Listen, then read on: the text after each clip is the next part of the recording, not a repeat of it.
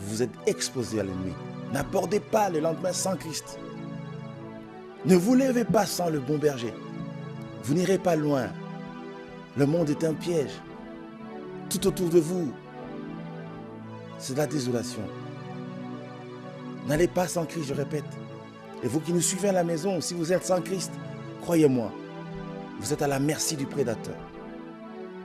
Tout peut vous arriver, la nuit ou le jour. Le diable peut faire de vous ce qu'il veut. Un petit démon peut vous démanteler comme il veut. Parce que vous n'êtes pas à l'abri du Très-Haut.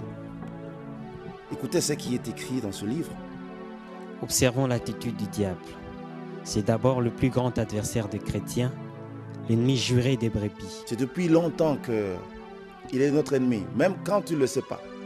Vous savez, la chose la plus désagréable, c'est d'avoir un ennemi qu'on ignore. C'est votre grand ennemi, mais vous l'ignorez. Le diable, c'est le malin qui sait bien se filtrer. Il est là sans se prononcer que c'est moi, le diable. Parce que si on le voyait, je crois que ce serait autrement. Hein? Les chrétiens seraient en train de courir chaque fois. Mais puisqu'il sait se cacher, il devient encore plus dangereux. Mais nous avons trouvé grâce. Parce qu'en Christ, il peut se tapir, se cacher, chercher tout ce qu'il veut. Mais nous avons notre protection. C'est pourquoi nous devons, lorsque vous élevez le Seigneur en tant que bon berger, il ne faut pas aller loin aussi de ces réalités. Dites, je suis à l'abri, Seigneur, de celui qui vient pour dérober. Il peut rugir comme il veut. Il peut rôder comme il rôde. Vous savez, rôder, il n'a pas une destination. Il rôde, c'est-à-dire, il a une préoccupation. Il ne sait pas aller loin de sa préoccupation. Il doit rôder tout autour. C'est comme un voleur. Il veut voler, et puis il vient, il regarde, non, il y a encore quelqu'un. Il descend de la clôture. Il rôde. Et puis, jusqu'à ce qu'il verra qu'il n'y a personne, le terrain est libre. Là, il descend.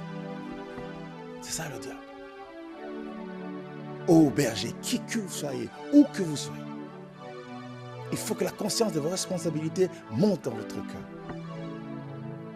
Pour qu'un jour, vous n'ayez pas à rendre compte négativement. Parce qu'on vous dira, qu'est-ce que vous avez fait de toutes ces âmes que je vous ai données? Qu'avez-vous fait? Comment vous avez géré ces gens pendant autant d'années? Comment vous avez géré la caisse de l'entreprise pour que les gens pleurent aujourd'hui? Aussi, Jésus était le PDG. Je pense que tous les employés seraient les hommes les plus heureux du monde. C'est pourquoi les PDG doivent être des chrétiens. Des gens qui ont en eux la marque du bon berger. Qui compatissent avec le bonheur. Ils sont là, ils sont à côté du berger, des brebis. Ils doivent savoir comment ça s'est passé. Comment tu es rentré, tu es bien arrivé. Et ça va de l'autre côté, tu as eu ta prime. Il doit savoir, il doit se préoccuper. Ils attendent bon guerrier, mais ils ont pour la bon guerrier. Les gens commencent à se poser des questions. Yaki. Là, il devient méchant, il ne parle plus, il sort, il revient, tout se tait. Et un jour, les gens vont dans la rue. Alléluia. On peut lire. Il est rugissant, c'est-à-dire visiblement affamé, fâché, déterminé à dévorer quelqu'un. Il ne répond qu'à son réflexe machiavélique, faire le mal, détruire les vies, déstabiliser les familles, causer l'amertume et la tristesse en volant la joie et la paix du cœur, diviser et enlever l'amour en inspirant la haine. Et quand il veut détruire une famille, il s'attaque au berger de la famille. Ça fait longtemps qu'il combat les hommes. Il était disposé à combattre les hommes avant que les hommes ne soient amenés à l'existence. Quand les hommes venaient, ils l'ont trouvé déjà aguerri dans le mal et l'iniquité avait déjà trouvé forme en lui. Et son premier apport avec les hommes, le premier rapport qu'il a eu avec les humains, c'était de les détruire. Il a réussi à le faire. Quand il veut détruire une famille, il commence par le berger. Parce que quand on frappe le berger, les brebis se dispersent. Il connaît la stratégie. C'est pourquoi les mamans sont les grandes victimes de cette affaire. Et un papa que vous avez toujours respecté, votre mari que vous avez eu dans votre jeunesse, que vous avez appris à connaître, le bon berger du foyer, qui était toujours là à temps. Et puis, celui qui rugit vient dans la scène, rentre dans la scène, tu ne reconnais plus ton mari. Tu as l'impression qu'on t'a changé, donc c'est plus lui. Et quand il pleure, on dit, Seigneur, je ne reconnais plus. Est-ce que c'est lui? Par moment, tu le regardes bien, il dit, mais pourquoi tu me regardes? Non, je veux savoir si c'est encore toi. Le destructeur, quand il rentre comme ça, il frappe sérieusement.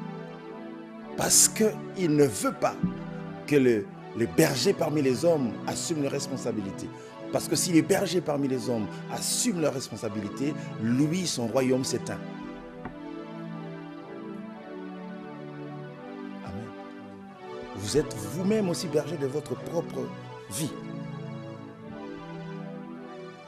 Vous-même, en tant qu'individu, ne vous détruisez pas. N'amenez pas votre corps n'importe où. Ne vous offrez pas à tout le plaisir que le monde peut proposer. Attention, vous pouvez être vous-même votre propre piège.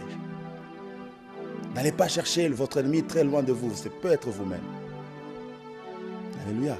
Donc, vous devez bien regarder vos cœurs. Vous devez bien regarder vos sentiments. Vous devez bien vous juger sévèrement. Soyez sévère envers vous-même. Comme Paul disait, je traite durement mon corps. Ne vous soumettez pas au plaisir de votre propre cœur. Parce qu'il y a des désirs qui sont les désirs de votre cœur, qui ne sont pas les désirs, le plaisir du monde, hein, les désirs de votre propre cœur. Ça vient de vous-même. Attention, vous pouvez être votre premier ennemi. Ne vous détruisez pas. Si vous êtes le mauvais gestionnaire de votre corps, vous vous rendrez compte du temple que l'Éternel a institué par vous, qui est sa demeure. Alléluia. Donc, je me demande comment ils font pour arriver à la maison. Donc, quand tu regardes bien, Dieu est quand même amour. Hein? Il est vraiment amour. Tu vois quelqu'un qui a perdu le sens de l'orientation. C'est-à-dire, quand il lève une jambe pour marcher, la jambe ne descend pas nécessairement à l'endroit où il le veut. La jambe descend quelque part. Si c'est un trou, il se retrouve quand même dans le trou. Et puis il se lève, je ne sais comment. Et puis il continue. Caïn. S'il doit échouer quelque part, il ne sait plus y aller, c'est devant sa porte. Allez-y comprendre quelque chose. Même dans sa folie, l'amour de Dieu l'accompagne quand même. Soyez des bons bergers pour vous-même d'abord. Gérez bien la vie que Dieu vous a donnée. C'est précieux la vie que nous avons. Elle a du prix aux yeux de Dieu. Gérez bien votre vie. Vous ne permettrez à personne de se moquer de vous. Quand vous savez ce que vous êtes, donnez de la valeur à ce que vous êtes. Aimez-vous tel que vous êtes. Ne cherchez pas à être comme d'autres. N'enviez pas les autres. Commence à regarder l'autre et dis non, si j'étais comme lui. Non, tu pèches contre ton Créateur. Alléluia. Nous sommes ce que Dieu veut que nous soyons. Si vous me coussez, tu te rends compte que j'ai dépassé l'âge de grandir. Tu as espéré pendant toutes ces